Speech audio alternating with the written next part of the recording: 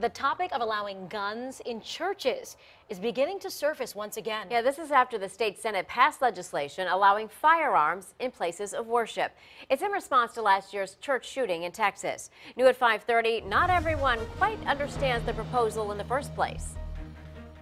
Now you're trying to solve guns with guns like it's the Wild Wild West. Pulpits and pistols do not go together as far as Pastor Willard Maxwell is concerned. I just don't think you solve gun violence with guns. I just don't. His view from New Beach Grove Baptist in Newport News is echoed from the Mount Church in Chesapeake, where Bishop Kim Brown tweeted, "Call your state representative, tell them to vote no." I just feel like it's creating controversy that shouldn't even need to be created. Why do you need to bring a gun to church? Why? The Texas church shooting is the reason why, according to the office of Senator Ben Chafin. His bill repeals the law that's been on the books since colonial times. It prohibits guns and knives in places of worship.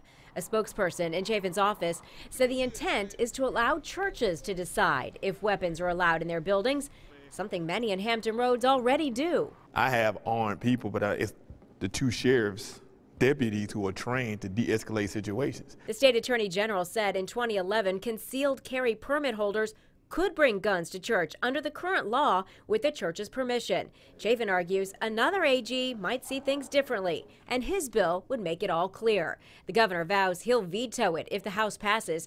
Pastor Maxwell will be praying for them to make sure that they make decisions based on the well-being of the people and not the votes.